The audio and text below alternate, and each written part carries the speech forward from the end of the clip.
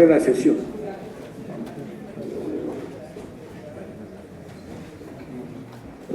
Señor secretario, por favor de verificar el quórum estatutario y dar lectura al orden del día para la sesión.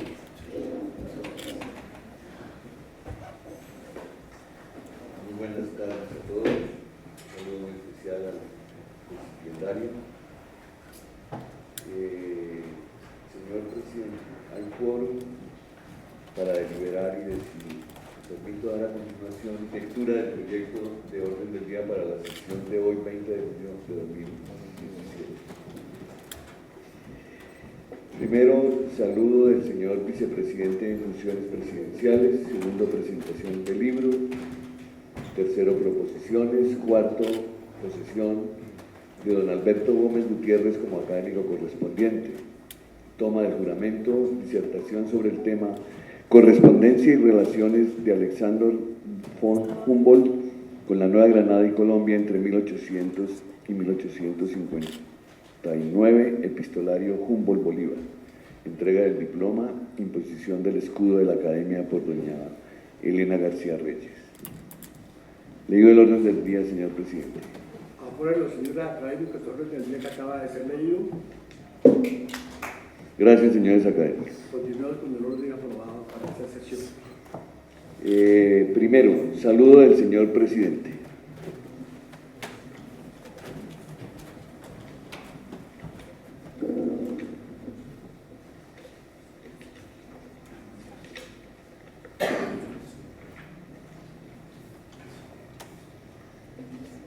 Me corresponde hoy presidir la plenaria del día de hoy, en ausencia del presidente, don Durán, para dar posesión al doctor Alberto Gómez como académico correspondiente. En primer lugar, quiero dar cordial saludo a los señores académicos de número y correspondientes. Obviamente, al representar al doctor Alberto Gómez Gutiérrez, a su familia, sus invitados, la familia Rollinsberger, con la cual tengo unos nexos de tiempo atrás. Entonces, prácticamente quiero agradecer la presencia del doctor Enrique Furero, presidente del Colegio Máximo de las Academias, la del padre Vicente Durán Casas, superior de la Comunidad de Loritas de la Javeriana, y a todos los invitados especiales.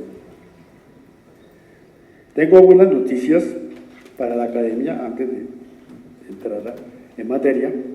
El miércoles pasado tuvo lugar en la Comisión Sexta de la Cámara del Congreso Nacional el tercer debate del proyecto de ley 283 de 2017, a cual fue invitado a hablar nuestro presidente y presentaron 5 proposiciones por el ponente del proyecto del representante Iván Darío Agudelo.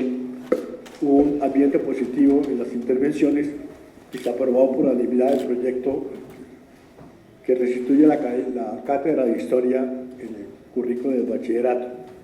Hoy concluyen las sesiones del Congreso y después del 20 de julio se tendrá el último debate en la plenaria de la Cámara.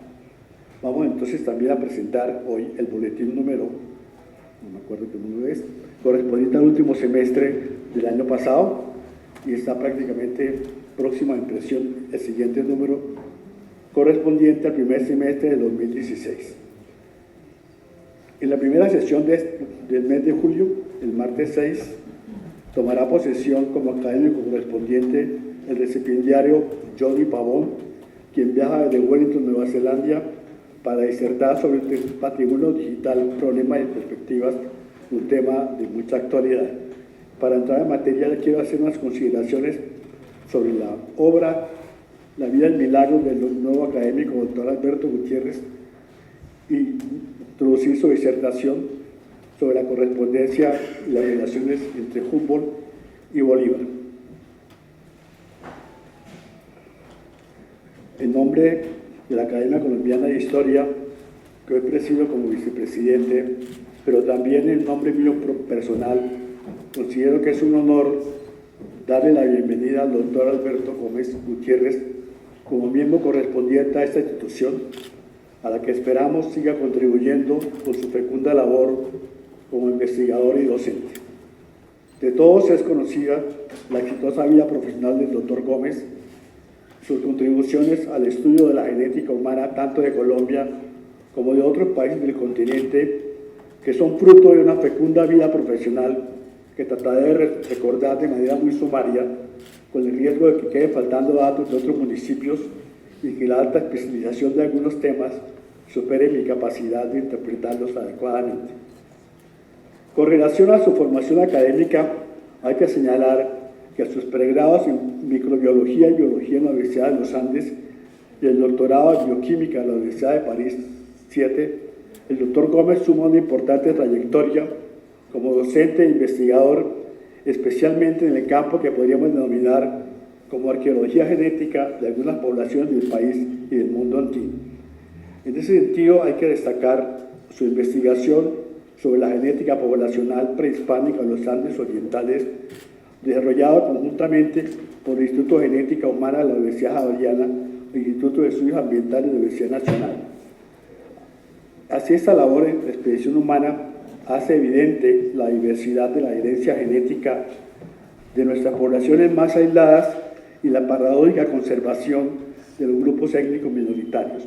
Otras de sus investigaciones versan sobre la bioarqueología genética del Magdalena Medio, las poblaciones precolombinas del mundo muisca asociado al Templo del Sol en Sogamoso, la contribución al rastreo de la herencia materna de restos óseos precolombinos de Colombia y Perú y otros más, que habría que muy largo de contar.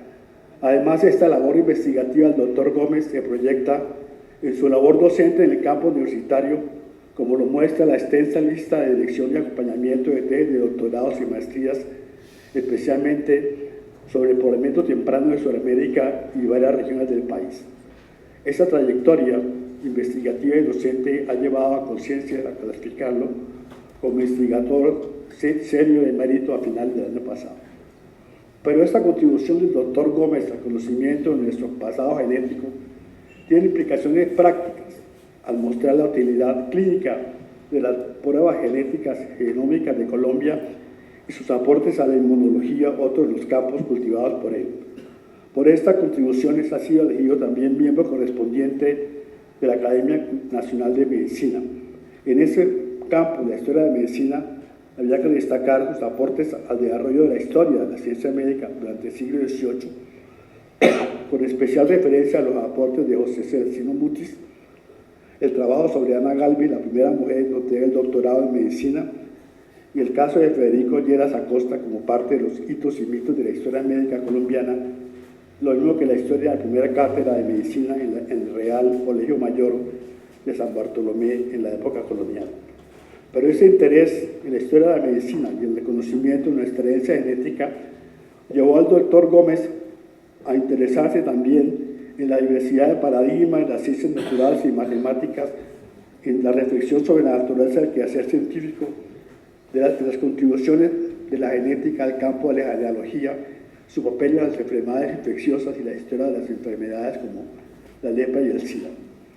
Pero llama también la atención su interés en la relación entre científicos y administradores de la ciencia en centros corporativos de investigación, relacionado de alguna manera con su labor de coordinación del Instituto de Genética Humana de la Facultad de Medicina y del Laboratorio Clínico Gómez Vesga. Como jesuita, quiero destacar el obituario que escribió el padre Pedro Ortiz Valdivieso, que fue mi profesor de las cartas de San Pablo y del Evangelio de San Juan, que fue más conocido en el medio científico como experto en la arqueología colombiana, campo al que llegó por afición, pero que se convirtió en una segunda profesión, como aparece en el capítulo sobre la filosofía natural muticiana, escrito precisamente en colaboración con el doctor Gómez y el padre, el doctor Jaime Eduardo Bernal. También quiero mencionar su artículo sobre 4 jesuitas epónimos de la Facultad de Ciencias de la Javeriana, los padres Félix Restrepo, Carlos Ortiz, Jesús Emilio Ramírez y Ángel Valtierra, lo mismo que el trabajo sobre el papel de los jesuitas en el desarrollo de la ciencia, escrito en colaboración también con Jaime Eduardo Bernal. Pero en esta ocasión quiero referirme, en esta solemne ocasión de la Academia de Historia, a su contribución a la historia de la ciencia colombiana con su acercamiento a las expediciones científicas de los siglos XVIII, XIX y XX en Colombia y su interés en registrar de manera organizada y estandarizada la diversa información que existe sobre las expediciones científicas y los viajes de carácter histórico, de manera que consideren también sus dimensiones temporales y espaciales. Entre los naturalistas extranjeros que pasaron por el país durante el siglo XIX, el doctor Gómez destaca los trabajos de caracterización genética de una arquilla recolectada por Humboldt y Bonpland, la correspondencia de Humboldt con Sir James Edward Smith, las circunstancias del viaje de José Celestino Muster a la Nueva Granada y obviamente de mucha importancia para nuestra historia de la ciencia es el desarrollo de la plataforma virtual para el registro y la consulta sobre los recorridos de naturalistas y viajeros que hacen énfasis en los trabajos de Manuel Ancísar, Agustín Codazzi. Y en ese sentido también ha recogido el doctor Gómez la crónica de Manuel Ancísar sobre el primer año de la Comisión Coreográfica de Agustín Codazzi, publicada como Peregrinación de Alfa, y los viajes y culturas registradas por Ernest y Walter Borensberger, recogidas en el libro El Dorado, que ha sido recientemente reeditado, que había sido publicado anteriormente de manera muy fragmentaria por el Banco de la República. Pero este recorrido el doctor Gómez lo lleva hoy a presentar un interesante discurso de posesión sobre la correspondencia de Humboldt con varios de los personajes de los primeros años de nuestra vida republicana, entre los que destacan con el libertador Simón Bolívar, pero también Francisco Sea, José María Lozano de Peralta, José Manuel Restrepo, José María Esteban, Ezequiel Uricochea, José Domingo y Joaquín Acosta. Dentro de ese estudio de correspondencia, quiero destacar de alguna manera los aspectos más relevantes del discurso que muestra la evolución de la opinión del sabio Humboldt sobre la personalidad de Bolívar. En una carta fechada en julio, Humboldt se refería a la amistad que había tenido con el gran triunfante libertador en su primer encuentro en París en 1804. Sin embargo, esta impresión sobre Bolívar en esos años no parecía tan favorable como muestran ya otras cartas en que prácticamente pensaba que la aventura de ese joven caraqueño, un poco iluso, un poco fabulador, fabulista, no iba a terminar muy mal, posiblemente en la horca. Y esta opinión desfavorable se ve refrendada por las cartas de Fanny de Villars, que no se explicaba cómo se podía llamar Humboldt amigo de Bolívar, porque siempre consideraba dudoso el éxito de su empresa y prácticamente hablaba muy mal de Bolívar según ella. Bueno. Sin embargo, el mismo Humboldt reconoció que se había equivocado cuando años después, en 1853, se encontró con el general Lery y entonces que prácticamente veía, digamos, que él se había equivocado, porque había visto a Bolívar como un soñador muy entusiasta, muy brillante, pero un poco iluso. Nunca pensó que iba a ser, digamos, el jefe de la cruzada americana, y prácticamente porque decía Bolívar conocía muy poco América Latina y solamente conocía un poco a Venezuela. Por eso tenía muchas dudas y por eso quedó sorprendido por la brillante carrera y confiesa su equivocación, lo como pueden. En cambio, ese Bonpland tenía una idea bastante más favorable a Bolívar. Además de eso, uno percibe, digamos, en esas cartas de Humboldt, su mirada sobre las colonias españolas, que decía que prácticamente él esperaba que si de algún sitio iba a surgir la revolución, iba a ser presente en la Nueva Granada, que conocía más, tal vez con el ejemplo de los comuneros. Pero sin embargo, digamos, esa imagen un poco ambigua, digamos, de Humboldt frente a Bolívar, se contrasta con la imagen que tenía Bolívar, digamos, de Humboldt, que es muy elogiosa en todos sus casos, y prácticamente esa retirada admiración del libertador por el sabio prusiano es aprovechada por él para recomendarle a Mariano de Rivera y Ustares, peruano, y Juan Bautista Bocingol, que dice que podían ser muy útiles en Colombia para la explotación de yacimientos metálicos y lavaderos de oro y otras cosas. Y prácticamente insiste mucho, digamos, en todo su conocimiento y toda su relación sobre Nueva Granada. Entonces, y ahí, digamos, se refiere mucho a las posibilidades mineralógicas del país, ya que es una de las más curiosas que había conocido, y por eso le propone a Bolívar que haga que esos dos sabios recorran prácticamente el nuevo reino de Granada hasta Quito, para publicar una descripción física de Colombia, departamento por departamento, aprovechando los trabajos que había hecho antes con Caldas. Y finalmente, Humboldt exhorta a Bolívar a prepararse para una vida tal vez menor que la que quería en los campos de batalla, pero muy digna de cargo de presidente de la República, que es la gloria de fundar grandes instituciones científicas. Y reclaman, en nombre de los sabios del mundo antiguo, 3 puntos del celo iluminado de Bolívar en el Congreso: la descripción geognóstica de Colombia, la nivelación barométrica del Istmo de Panamá, la descripción de los mapas por medio de observaciones astronómicas. No quiero extenderme demasiado porque me arriesgo de dejar al doctor Gómez sin tema, pero lo que quiero mostrar, digamos, es que este breve recorrido que quiero hacer, los aspectos del discurso, recogidos con gran erudición por el doctor Gómez, destacan los aportes más fundamentales del tema, ilustran la compleja relación entre los personajes, y lo que quiero es provocar tanto la atención de todos los presentes al discurso que vamos a escuchar, como la necesidad de leerlo más cuidadosamente cuando aparezca publicado en el Boletín de Historia de Antigüedades. Muchas gracias.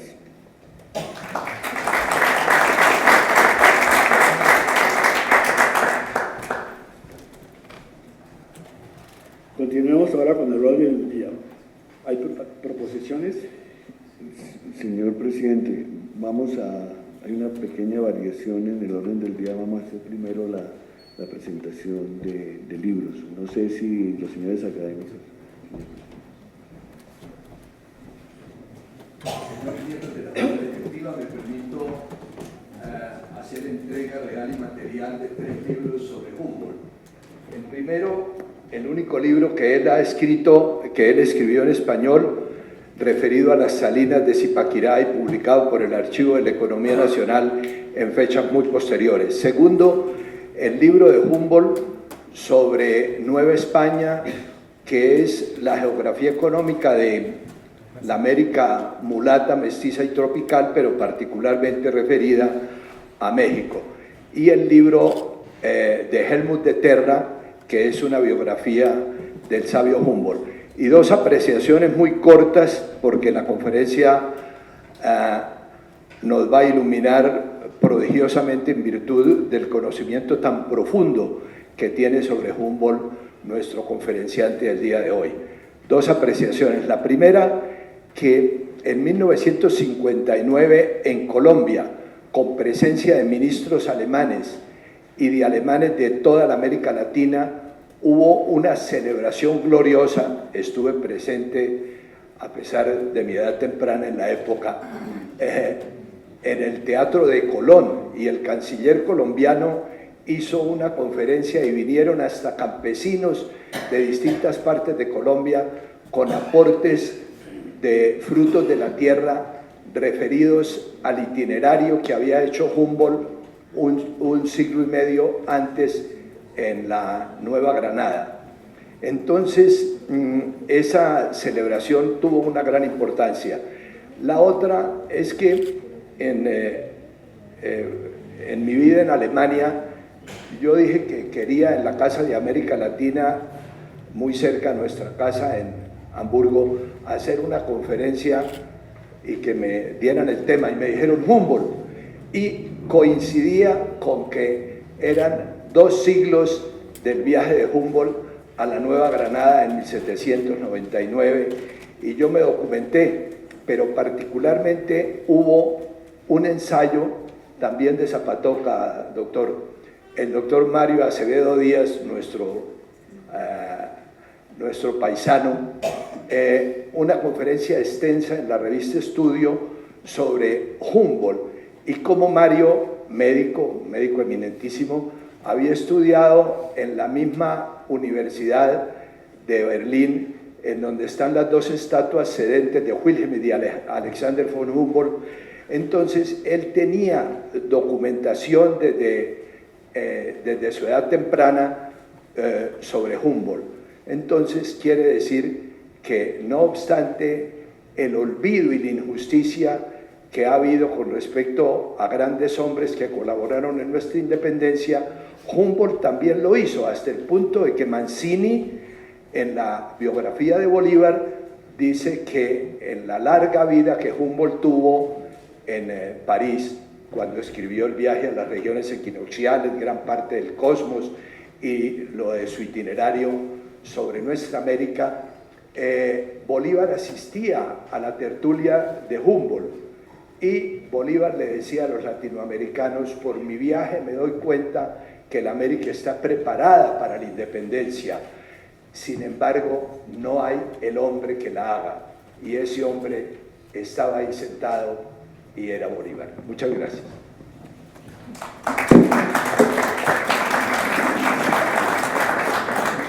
Gracias, señor académico.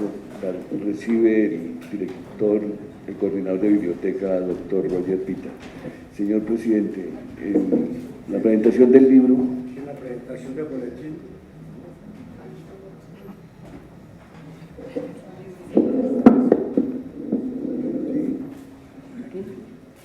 Bueno, vamos a volver a presentar el boletín que ya se había presentado hace unas sesiones acá y que hubo algunas dificultades técnicas. El boletín correspondiente al 861 de diciembre del 2015. Esperamos que próximamente podamos presentar, como lo anunciaba nuestro vicepresidente, el otro boletín, de manera tal que pronto podamos estar al día. Entonces creo que después se va a repartir el boletín a los presentes y gracias, señor secretario. El doctor Roger Pita hace la presentación del libro que ha llegado a la presidencia. Gracias, señor secretario. Nos ha llegado esta bella edición de lujo titulada Diócesis de Buga 1966-2016, 50 años, enviada por Monseñor José Roberto Ospina León Gómez. Hace un recorrido por la Buga antigua, por el proceso de formación de la diócesis de esta ciudad y un recorrido además por las parroquias y por el legado histórico de nuestro Señor de Buga. Entonces este libro será incorporado a la colección de la biblioteca. Muchas gracias. Señor presidente, en la mesa hay 3 proposiciones.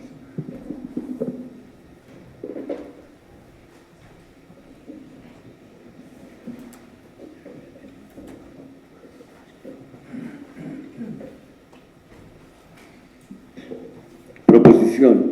La Academia Colombiana de Historia, en su sesión de la fecha, presenta un cordial saludo al académico doctor Juan Mendoza Vega y hace votos por la pronta recuperación de su salud. En Bogotá, a 1 de junio de 2017. Una segunda proposición, señor presidente. La Academia Colombiana de Historia, en la sesión de la fecha, saluda al señor obispo de Buga, José Roberto Ospina León Gómez, y al clero diocesano con motivo del 50º de la constitución de la diócesis de Buga, y le felicita por la publicación del libro conmemorativo que se ha recibido y formará parte de la colección de la Biblioteca Eduardo Santos de la Corporación. En Bogotá, a 20 de junio de 2017.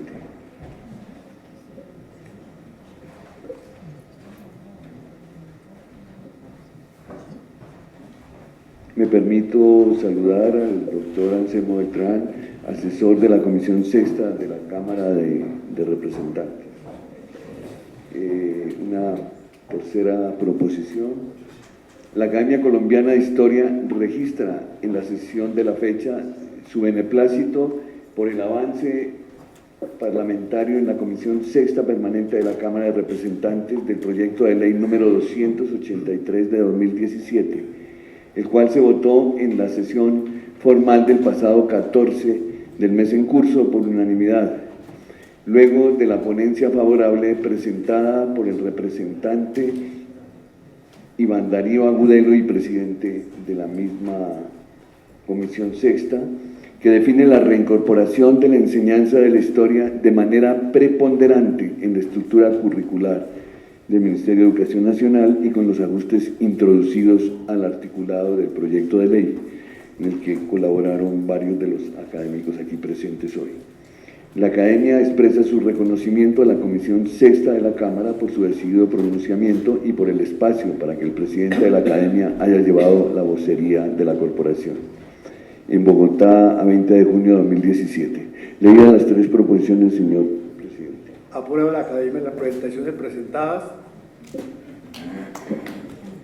Gracias, señores académicos.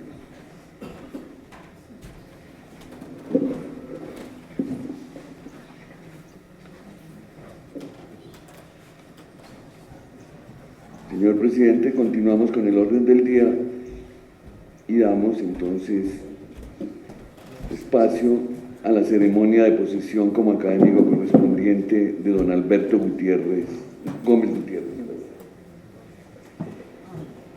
Primero, toma del juramento.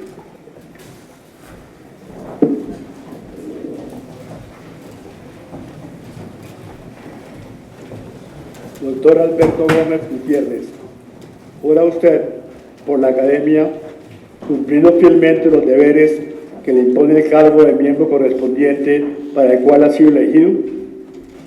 Si así lo hiciere, la Academia se lo premie, si no, ella se lo demande.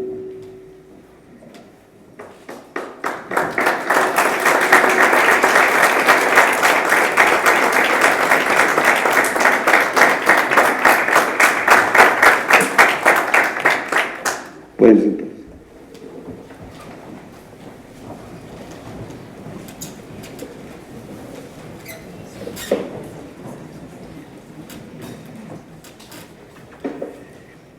Disertación sobre el tema Correspondencia y relaciones de Alexander von Humboldt con la Nueva Granada y Colombia entre 1800 y 1859. Epistolario Humboldt-Bolívar.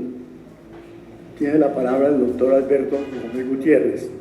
Muchas gracias, señores miembros de la Junta Directiva. Padre Fernán, muchas gracias por sus palabras. Señoras y señores académicos, señoras y señores invitados especiales. Primero de todo, tengo que agradecer la consideración positiva de mi candidatura y la postulación de Jorge Arias de Grave y el trámite del señor secretario, Luis Horacio López. Es en realidad pues un momento muy feliz en mi vida. Debo decir también, antes de hablar de Humboldt, que con Jorge tengo varias deudas, con Jorge Arias. La deuda de esta postulación, la deuda de sus aportes a mis trabajos sobre Caldas y sobre Humboldt. Es una de las personas que más conoce, sin duda alguna, y que más ha trabajado el viaje de Humboldt y los viajes de Caldas. Y tengo otra deuda que no podré resolver hoy, Jorge. Una respuesta a una pregunta.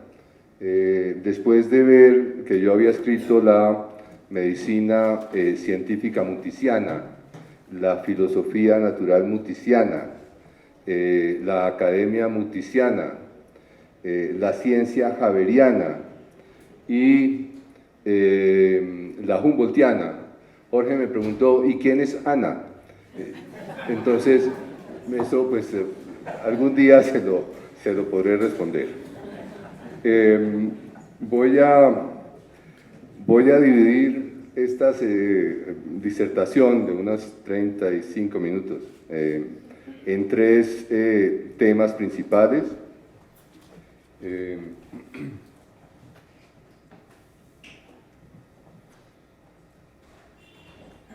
Una pequeña introducción hablando sobre algunas publicaciones preliminares que hubo en Colombia muy importantes sobre Humboldt. Luego entro en materia con los encuentros neogranadinos preliminares entre 1800 y 1803. Luego los encuentros propiamente personales entre Humboldt y Bolívar en París y en Roma en 1804 y 1805.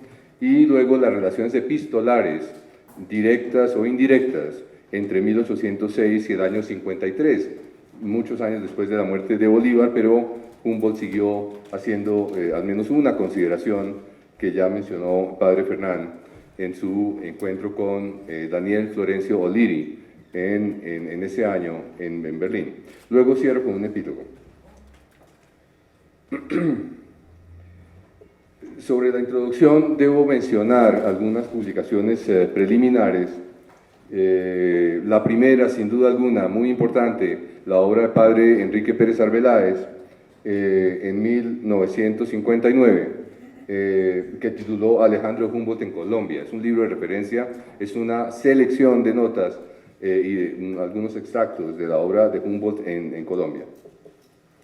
Luego, esta revista, que es una revista muy difícil de conseguir. Aquí hay un número, pero no estaba en el catálogo. Hoy apenas Félix me lo consiguió. Pero yo había tenido la suerte de encontrarme un día por azar con Leonor Kling, que era esposa de Hans Herkrat. Y el profesor Hans Herkrat, que fue mi profesor de física en la Universidad de los Andes, fue miembro con el padre Enrique Pérez Arbeláez de lo que se llamó el Comité Organizador Activo, es decir, los que hicieron el trabajo con una serie de notabilidades. Y esta revista es muy importante, yo la recomiendo, saben que se encuentra acá, tiene una selección. A esa revista se refería el académico Benjamín Ardila cuando habló de esa celebración, reúne los discursos y las fotografías de esa celebración del centenario de la muerte de Humboldt. Pero además tiene recursos muy importantes y muy raros, difíciles de conseguir. Por ejemplo, este croquis de Humboldt en los alrededores de Guatavita, desde Chaleche, en donde muestra las distancias que él midió, y justamente con Roberto Pineda hemos estado tratando de encontrarlo en el archivo de Guillermo Hernández de Alba, pero no ha sido posible. Pero por lo menos está la fotografía en esta revista. Ustedes ven las personas que participaron: Hans Herkrat, Ernesto Gull, Leopoldo Richter, Roberto Fokittel, que era un geólogo, y Herbert Willemli. Y en Colombia, Enrique Pérez Arbeláez, padre Lorenzo Uribe, Mario Lacerna, cuando era rector de la Nacional, antes pues no era rector de los Andes en ese momento, Guillermo Hernández de Alba, Emilio Robledo, Ignacio Ruiz, Alfredo Trendas, Darío Rosso, Gabriel Porras, Ignacio Rodríguez y Abel Naranjo Villegas. Son textos muy importantes todos en esa revistica, que yo estoy muy agradecido con Leonor Kling de haberme la mandado con Inés, mi suegra, sin una palabra. Eso le puede interesar a Alberto. Entonces yo quería agradecerle públicamente a Leonor ese regalo. También Jorge Morales me ayudó a conseguir estos 3 libros que son fundamentales para el que quiera saber de Humboldt. Esos los produjo Ecopetrol en la presidencia del académico Rodolfo Segovia, y ustedes ven que habla de Mutis, de Caldas y de Codazzi, no dice nada de Humboldt, pero Humboldt está entre líneas y en líneas. Es tal vez, yo diría, la obra más completa sobre Humboldt, bajo 3 títulos de personas muy diferentes. Humboldt, personaje secundario muy importante en estos 3 libros. El traductor fue Ernesto Gull Papá, e hizo una obra magnífica. Luego, naturalmente, la obra de Jorge y colaboradores en las academias de ciencia, los extractos de los diarios de Humboldt se consiguen en edición bilingüe. Es un libro también muy raro, y son los extractos, no es todo lo que Humboldt tiene de Colombia, pero es una aproximación muy importante, de la cual hubo una edición de Benjamín Villegas, que mostró también con la participación de Jorge Arias de Grave, algunas fotografías de cómo eran los lugares por los cuales había pasado Humboldt en el trayecto de Colombia. Este es el de Jorge, y este es el de Villegas, el de las academias de ciencias, perdón, y el de Benjamín Villegas. Luego hay este, que es un libro también muy raro, los viajes en el río Magdalena, desde los Andes y México, de Margot Fack. Ese libro pues no se consigue fácil, pero prolongan los registros de extractos, una vez más, de los diarios de Humboldt, más allá de lo que hizo la Academia de Ciencias, que tomó desde Cartagena hasta la salida de Colombia, de las fronteras actuales de Colombia, pero Margot Fack siguió, y es muy importante porque Humboldt vuelve a pasar una 3.ª vez por Colombia, cuando pasa cerca de Malpelo y comenta la isla de Malpelo. y además tiene, pues son extractos diferentes, de tal manera que esa obra también es muy importante. Frank Hall, ustedes tal vez recuerdan, hizo una exposición en el año 2001 en el Museo Nacional, y esa exposición también reunió textos muy importantes. Ese es un catálogo muy raro. Félix tal vez lo puede conseguir acá en la biblioteca de la Academia. Yo tuve la suerte de conocer a Frank Hall en una ponencia en el año 2013 en la Universidad de Bayreuth. Hicimos una sesión sobre Humboldt en Colombia, y he podido tener el contacto de este editor, que es la persona que tal vez más ha trabajado el paso de Humboldt por diferentes países. Luego, padre Vicente Durán, en 2010, organizó el semestre alemán. Esto fue un momento muy especial. Yo recuerdo, padre, que usted me llamó a la casa, me dijo: Alberto, ¿por qué no se hace algo sobre Humboldt? Eso fue 2010 y apenas estoy terminando ahora, padre.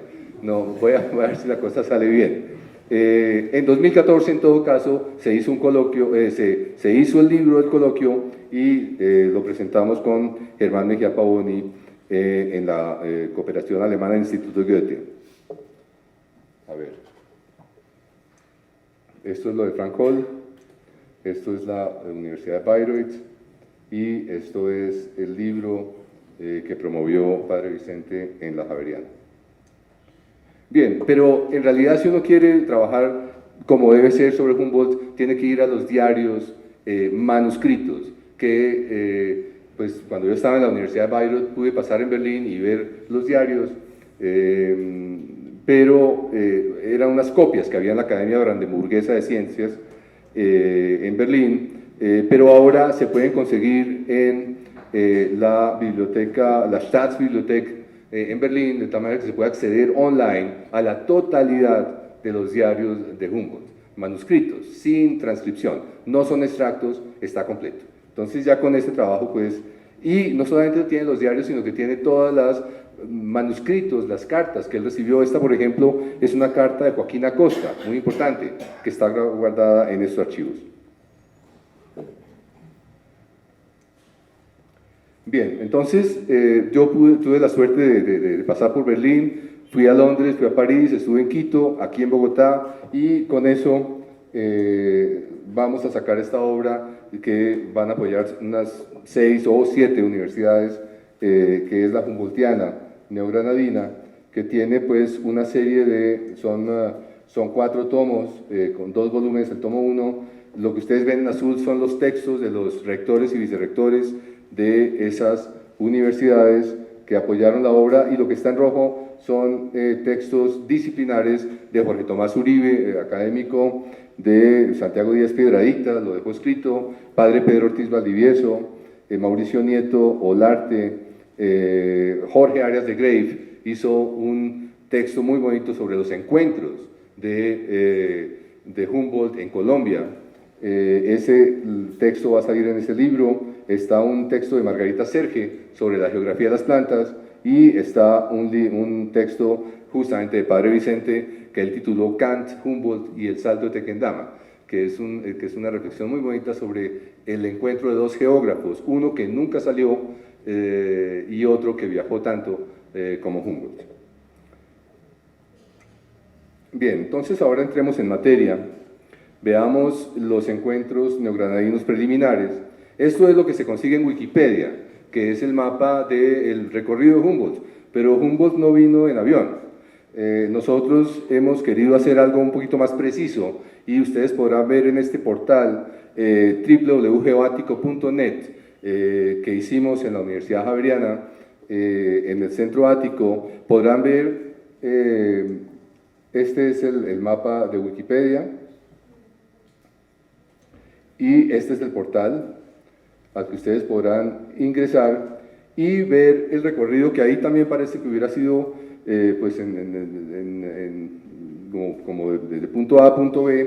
Nosotros quisimos hacer una georreferenciación muy precisa del recorrido de Humboldt, y ustedes ven que se van acercando en la foto satelital y pueden llegar a realmente a ver exactamente en qué cuerpo de agua, en qué lugar estuvieron, en donde hay reportes de donde estuvieron, y se pueden colgar en esos lugares algunos recursos como imágenes o como textos de lo que Humboldt produjo en esos sitios. Aquí, por ejemplo, ustedes pueden ver imágenes importantes que la gente no localiza bien, por ejemplo esta, que es la casa donde pernoctó Humboldt en Bogotá, cuando estuvo acá entre julio y septiembre de 1801. Esa casa ya no existe, desafortunadamente, y a través de un trabajo pues difícil, logré identificar que el sitio, y ustedes pueden ver si siguen en el mapa, hasta ver la imagen de la ciudad,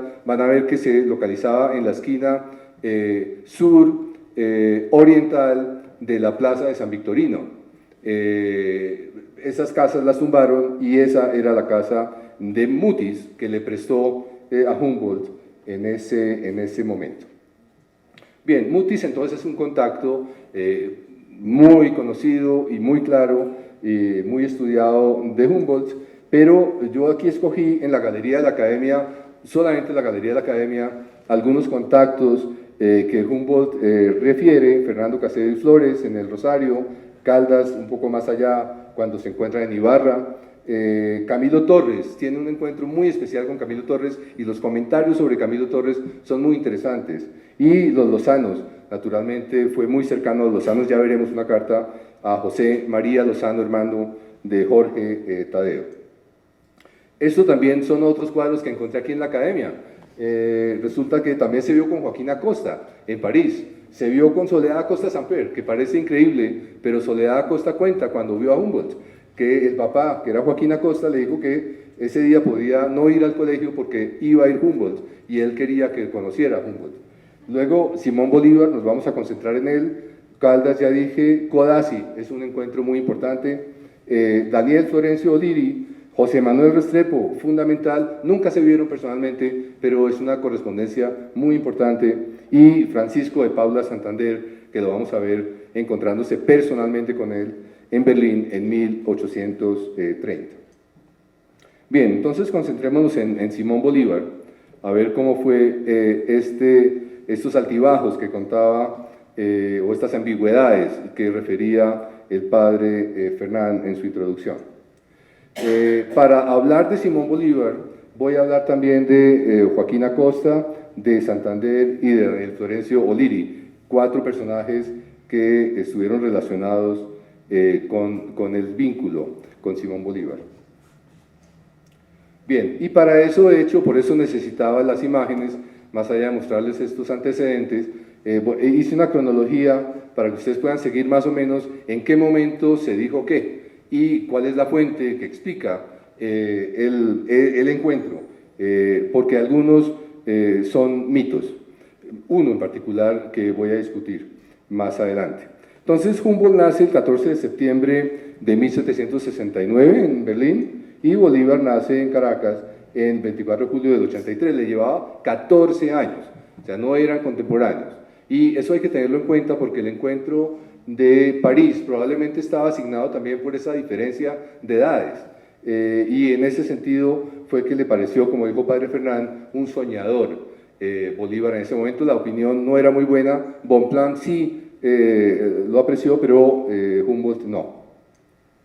Bien, pero quiero referir un acercamiento que encontré bastante curioso entre Humboldt y Bolívar el viernes 31 de mayo de 1799. Resulta que Bolívar estaba yéndose muy jovencito a pasar con su familia en España y desembarcó en Santoña, en el País Vasco, eso es arriba, en la costa norte, la costa atlántica de España. Y ese mismo día, viernes 31 de mayo, Humboldt estaba embarcando en La Coruña.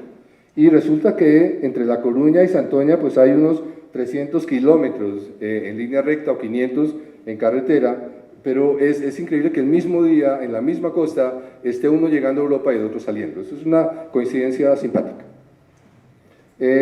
Luego, Bolívar está en Europa en los meses de enero a mayo de 1802, pasa de Bilbao a París, antes de casarse en Madrid con María Teresa Rodríguez del Toro y Alaiza, con quien vuelve a Caracas en ese mes de mayo de 1802.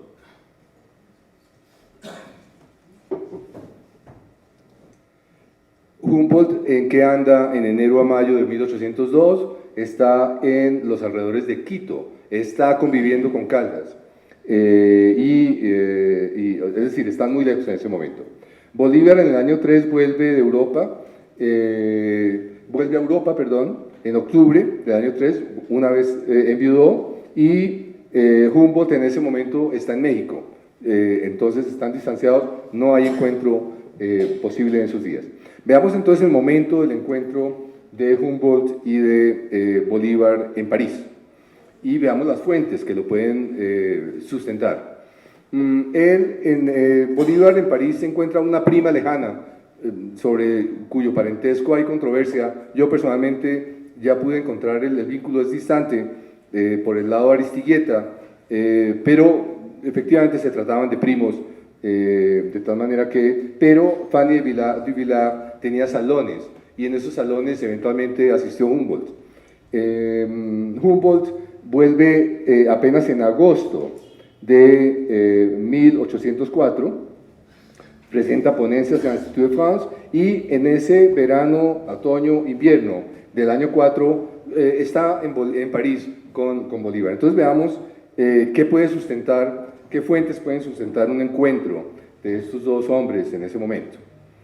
La primera fuente para ese encuentro es una carta de 1822, es bastante distante, pero es una carta de Humboldt a Bolívar, en donde le dice que la amistad con la cual Bolívar se dignó honrarlo después de mi regreso a México, en una época que hacían votos por la independencia y libertad del nuevo continente, me hace esperar que en medio de los triunfos, coronados con una gloria fundada en grandes penosos trabajos, el presidente de la República de Colombia, año 22, recibirá todavía con interés el homenaje y mi admiración y devoción afectuosa.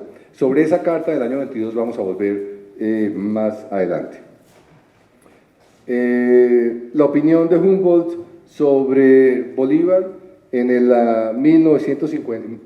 1853, hay un error, le dice Humboldt a O'Leary que le pareció que era un soñador y que jamás, como dijo el padre, lo creyó llamado a ser el jefe de la cruzada americana. Este reporte de O'Leary ha sido muy controvertido también. Se dice que lo inventaron los historiadores venezolanos, pero nosotros tenemos la suerte de tener la invitación de Humboldt, que es este manuscrito en la Luis Ángel Arango, en donde lo invita Humboldt a O'Leary el viernes 22 de abril a la 1 de la tarde, lo va a recibir para refrescar con él los recuerdos de mi ilustre amigo general Bolívar. O sea que aquí está la notica que prueba que efectivamente ese encuentro de O'Leary con Bolívar tuvo lugar. Perdón, con Humboldt. Bien, pasemos, el año 4 entonces parece estar claro, hubo referencias en donde se muestra que se encontraron en París. Veamos entonces los encuentros en Roma. Simón Bolívar pasa a Roma y llega a Roma en septiembre de 1805 y se ha reportado un juramento que también es un poquito pues, complicado porque no hay muchas fuentes, hay fuentes de personas que refieren que hubo juramento, pero en fin, estaba en tono de juramentos en septiembre de 1805. Humboldt había llegado desde julio, estaba en Roma con su hermano Wilhelm, que lo había recibido, estaba representando a los prusianos frente al Vaticano, y parte en agosto para Nápoles y el Vesubio. Se ve que aquí no hay posibilidad de encuentro en Roma en este momento. Veamos entonces los encuentros de 1805 que permite sustentarlos. Hay una carta de Bolívar a Humboldt donde le dice que sí, reciba usted cordiales testimonios de quien ha tenido el honor de respetar su nombre antes de conocerlo y de amarlo cuando lo vio en París y en Roma. O sea, está claro, Bolívar dice que se vieron en París y en Roma. Hay otra fuente muy interesante, que es la de un compañero de Humboldt, Leopold von Buch, en el Palazzo Tommati, que era donde vivía Wilhelm von Humboldt, y dice, de noche, esto es en septiembre, justamente, dijimos que llegaba en septiembre, de noche llega a Bolívar, un joven español de Caracas que quisiera olvidar su nacimiento americano, y habla mucho de revolucionar las provincias, un fabulador, dice von Buch. O sea, ni Humboldt ni von Buch aprecian a Bolívar en ese momento como alguien que puede hacer algo de trascendencia. Luego hay la historia del Vesubio, que también es importante desmitificar con base en una fuente muy clara, en 2 o 3 fuentes que les voy a mostrar, cuál es el origen de ese mito de que Bolívar subió con Humboldt al Vesubio. Resulta que Boussangó, Jean-Baptiste Boussangó, cuando tenía 80 años, le dictó a su hija memorias, y en esas memorias le decía que Humboldt y Gay-Lussac habían visitado juntos el Vesubio en 1804 en compañía de Bolívar. 2 grandes errores. En el año 4 ni Bolívar ni Humboldt están en Roma, ni en el Vesubio, y segundo, veremos por las siguientes fuentes que hay reportes de que no estaban juntos en el momento de la erupción del Vesubio.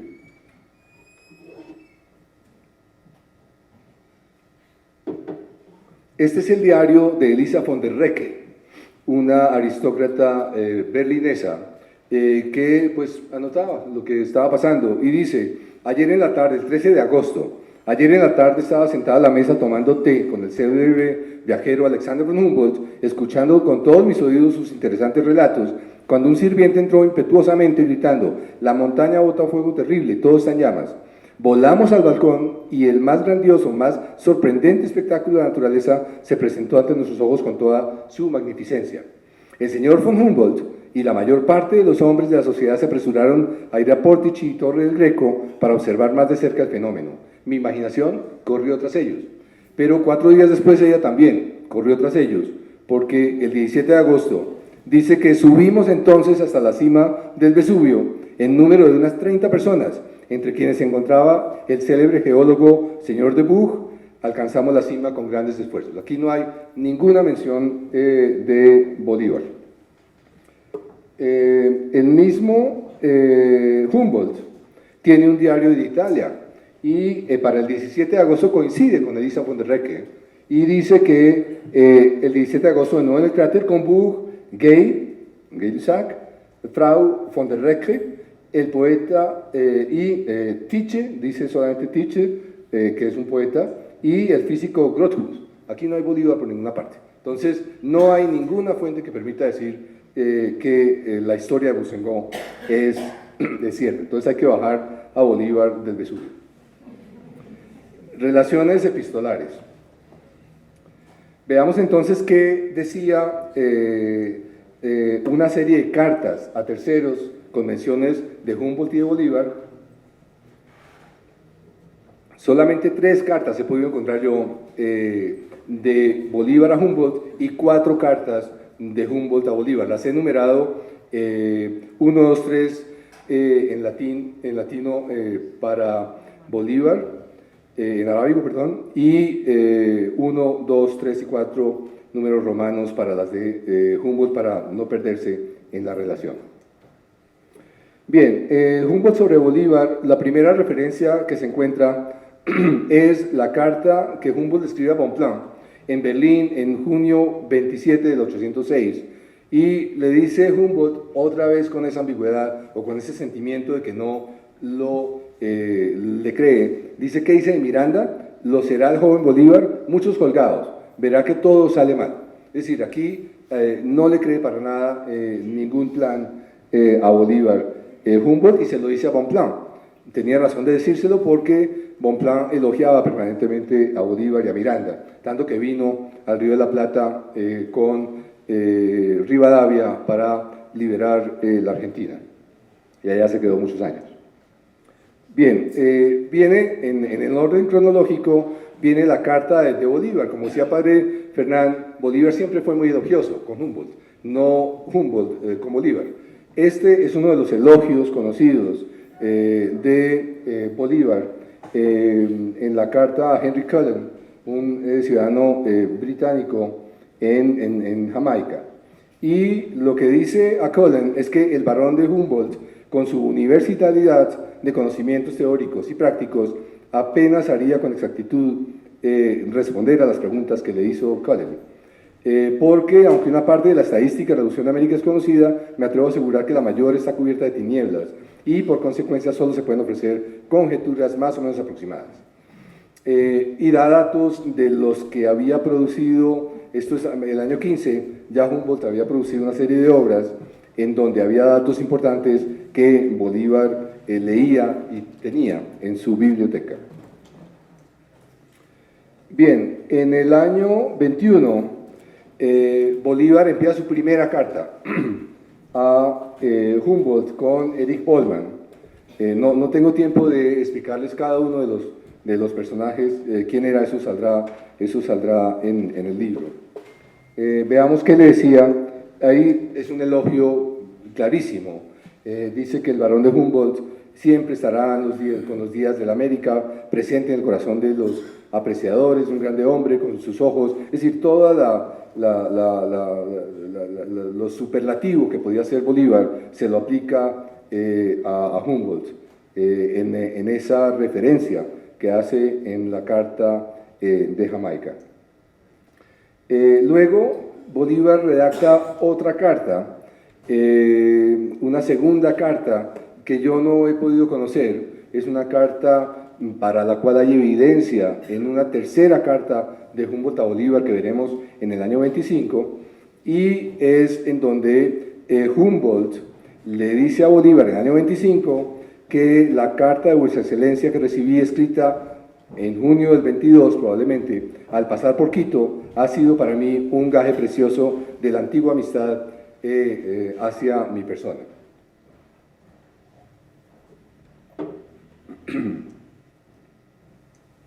Bien.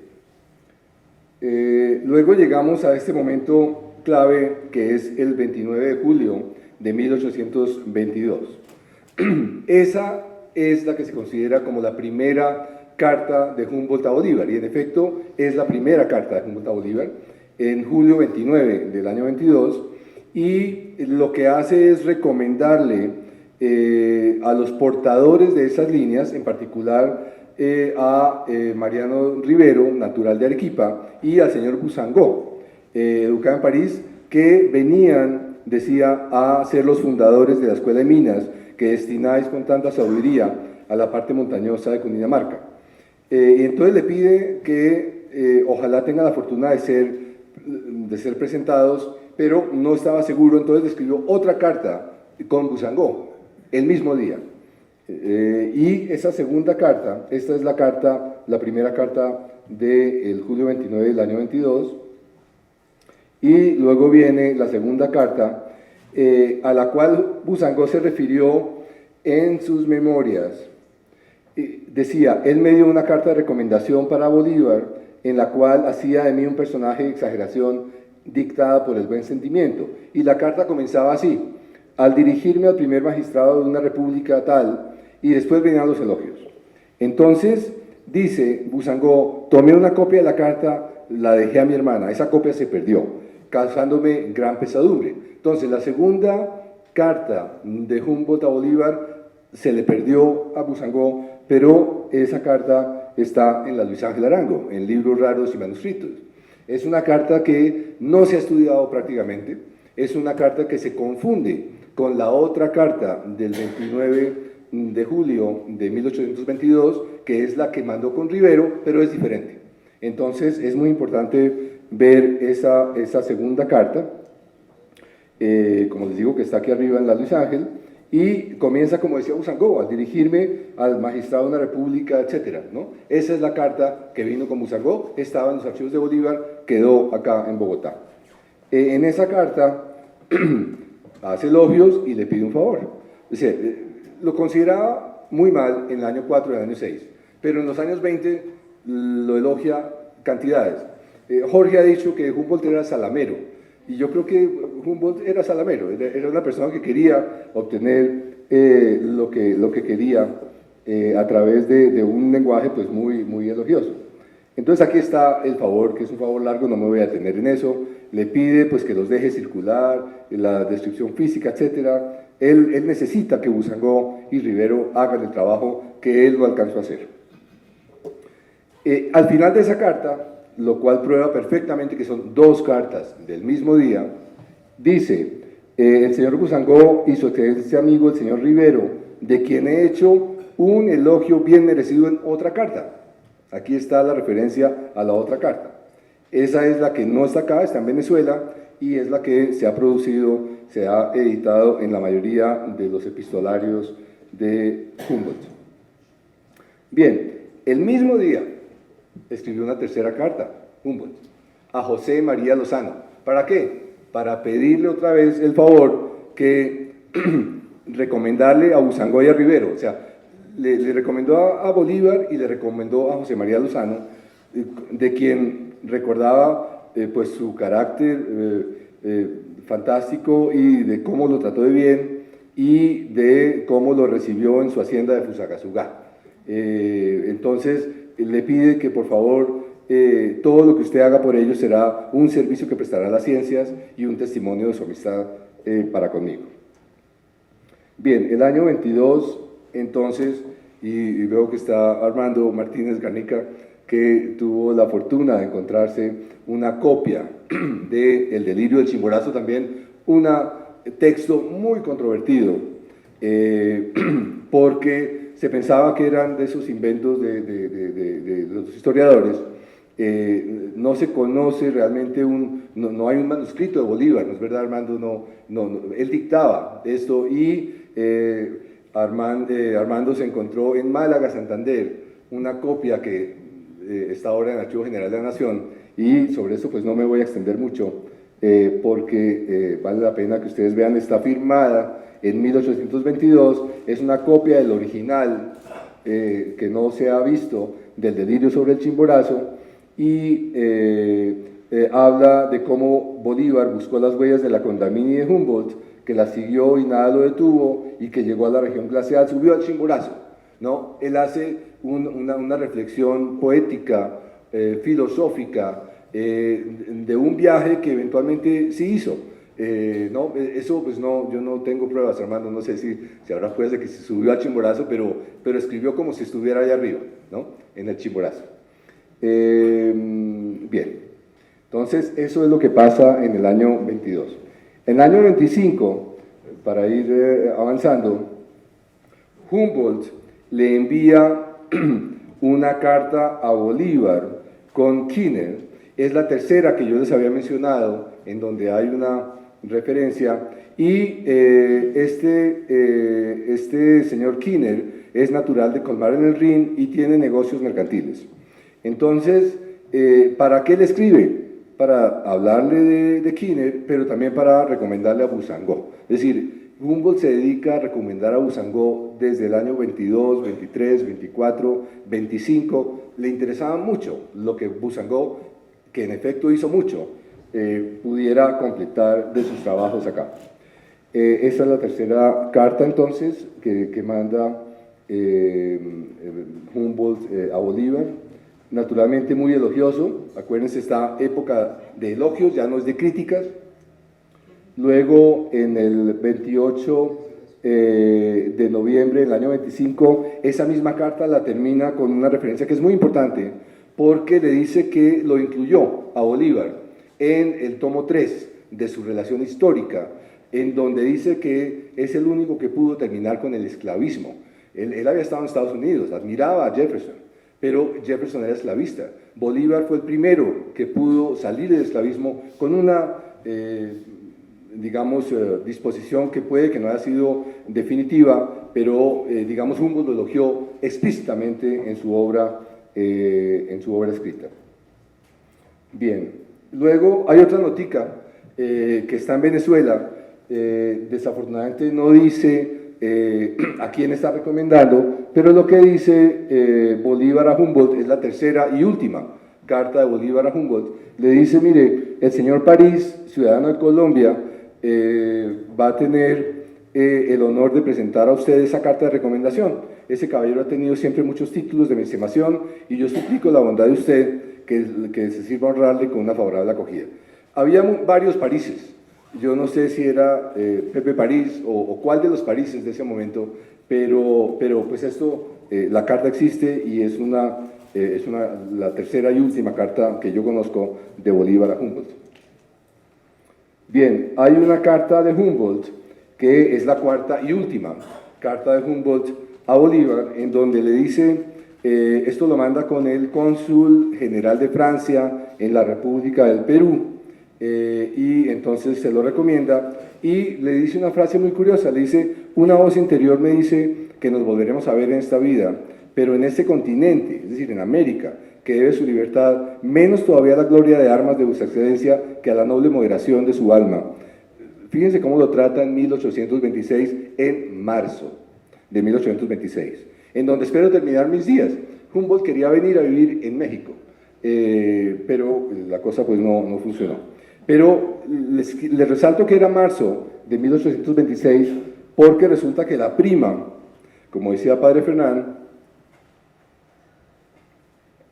Fanny Vilá, le acusa. Dice, mire, yo no sé cómo hace el barón de Humboldt, que está aquí,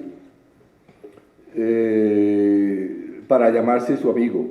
En aquella época en que el éxito de la empresa de usted era dudoso, él y el señor del Peche eran los principales detractores o los más celosos detractores de usted. O sea, ambigüedad, padre, absoluta, ¿no? O sea, por un lado, unos elogios enormes, porque quería ese trabajo de Boussangó, pero por otro lado, en París, en los salones, Fanny Villar estaba oyendo, hablaba muy mal de Bolívar. Y la cosa se empeoró, porque resulta que Joaquín Acosta, no hay que olvidar que Joaquín Acosta era partidario de Francisco de Paula Santander. Joaquín Acosta escribe en su diario las opiniones sobre Humboldt, sobre Bolívar, que tiene Humboldt. Esas opiniones son muy regulares.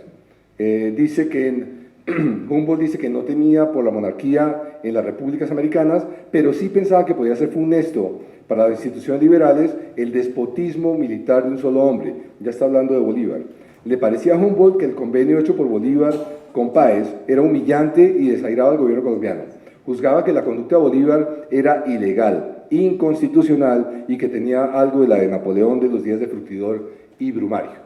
O sea, una crítica feroz que hace a Acosta. Naturalmente hay que entender que Acosta le hablaba mucho de Santander y eso se puede, aquí pues la diatriba que registró Acosta de Humboldt sobre Bolívar, pues sigue, es un poco larga, no me voy a detener en eso, solamente les voy a mostrar lo que puso Santander cuando se lo encontró por casualidad en Berlín.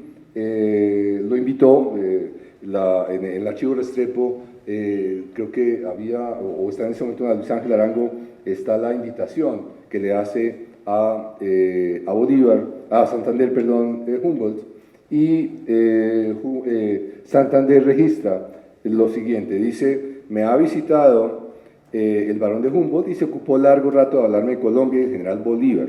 Dijo que hacía mucho tiempo que había visto que la vida del general era un obstáculo para la libertad de Colombia, la constitución boliviana la llamaron absurda. Esto es agosto del 830, Bolívar ya estaba camino a la muerte, estaban hablando muy mal de él allá en Europa. Se muere Simón Bolívar en Santa Marta y hay el reporte que ya mencionamos de Daniel O'Leary con las opiniones largas. No me voy a detener de cómo Humboldt consideró que se equivocó en aquel entonces, en los años 4 y 5 y 6, como pensó que era un hombre pueril, incapaz, etc. Entonces yo lo que traté de hacer fue un balance para dejar eso como en la memoria del auditorio de lo que había pasado entre Bolívar y Humboldt. En el año 4 hay una opinión negativa, en el año 53 una opinión positiva, pero Bolívar ya está muerto, ¿no? Entonces, veamos lo que pasó entre tanto. Pasa todo esto. Esto está asignado, como les decía, por los favores que necesitaba Humboldt Aquí es los cuentos de Fanny Vilá y de Joaquín Acosta. La cosa se complica con todos los santanderistas en Europa y vuelve a subir ya pues mucho tiempo después, cuando hay pues, nostalgia tal vez. Bien, termino entonces con un epílogo, y el epílogo es lo que la relación o el vínculo que podría haber hoy de Bolívar y Humboldt en Bogotá. Están muy cerca, nosotros estamos acá, Bolívar está acá y Humboldt está acá, al lado del observatorio. Pero miremos cómo están dispuestos uno frente al otro. Bolívar está mirando hacia el norte y Humboldt está mirando hacia el sur. Humboldt mira al observatorio, él le interesa la ciencia. No siempre fue así. Yo me encontré una fotografía muy curiosa en donde se muestra que Bolívar hoy está mirando al norte, dándole la espalda al Capitolio, pero en otra época estaba mirando al Capitolio. Yo no sé si cuando hicieron el cambio de la estatua, los académicos o la persona que hizo el cambio quiso significar que Bolívar era cambiante. Aquí creo que quedó bien registrado. Humboldt, en cambio, está siempre mirando al observatorio, está cerca a Mutis, aquí está el observatorio, y con eso entonces termino con una reflexión que me encontré que me parece muy oportuna para hoy, en lo que estamos viviendo en este país. Y la voy a centrar en el observatorio. Pedro María Ibáñez, que es uno de los fundadores de la Academia de Historia, escribió en las Crónicas de Bogotá sobre la toma de Bogotá. Y esa toma en 1814 fue liderada por Simón Bolívar y tenía a Carlos Montúfar, que era un vínculo muy importante que tuvo Humboldt, no hay tiempo de hablar de él, pero Bolívar y Montúfar se dedicaron es decir, permitieron que el observatorio fuera la soldadesca, destruyó algunos de los libros, instrumentos y dibujos que se guardaban en el Templo de la Ciencia y varios objetos de los que se custodiaban en la Casa Contigua al Oriente de la Expedición Botánica. Es decir, Bolívar como que no le interesó nada lo que pasara en el observatorio, que era naturalmente el símbolo de lo que había hecho Humboldt acá.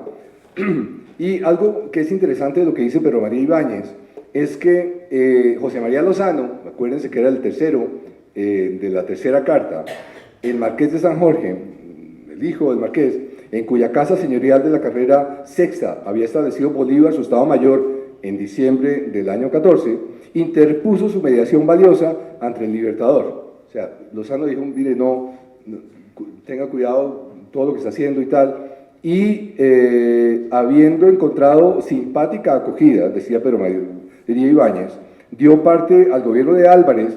Álvarez estaba casado con Josefa Lozano Manrique, la hermana de José María. Le dijo que negociara con el cuñado. Entonces el general Simón Bolívar escribe a Lozano, que actualmente se halla en casa, le dice a Álvarez, por súplicas mías accede a que se haga alguna capitulación. Y al efecto considera una hora de suspensión del fuego, que pueden venir las personas que han de tratar. La cosa se arregla, esta es la última diapositiva, después de todas las negociaciones se resuelve el conflicto y dice que coadyuvaron a calmar las pasiones de los gobernadores del arzobispado que habían excomulgado a Bolívar el día 3. O sea, Bolívar había sido excomulgado el día 3. Y estos prelados hicieron una especie de justicia transicional, anulando y dieron de ningún valor la excomunión fulminada contra Bolívar en días anteriores. Una cosa muy rápida, ¿no? Que funcionó bien, porque el asunto terminó con cantar Te Deum en todas las iglesias de la ciudad, y concluida la guerra todos se miraron como hermanos y el orden y la fraternidad reinaron en la capital. Mil gracias.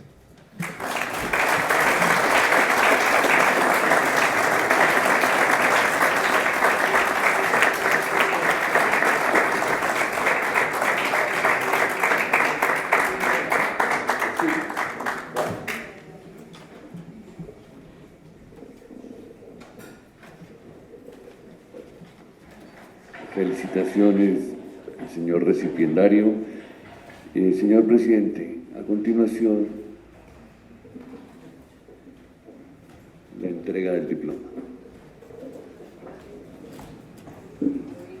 El diploma reza así: República de Colombia, la Academia Colombiana de Historia, en atención a los merecimientos del señor don Alberto Gómez Gutiérrez, lo ha elegido miembro académico correspondiente de la corporación. Bogotá, 20 de junio de 2017. Presidente Eduardo Durán Gómez y vicepresidente Fernán González, y secretario Luis Horacio López Domínguez.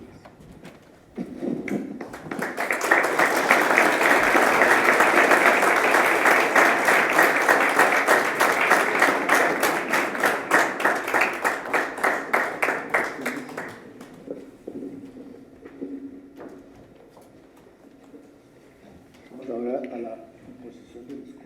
Me permito a doña Elena García Reyes.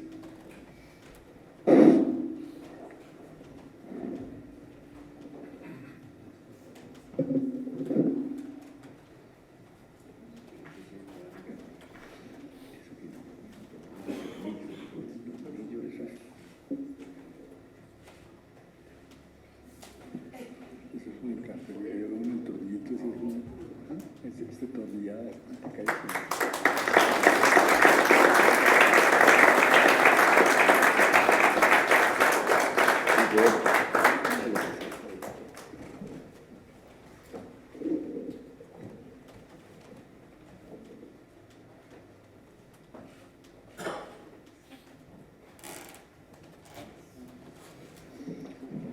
Se ha agotado el orden del día, señor presidente.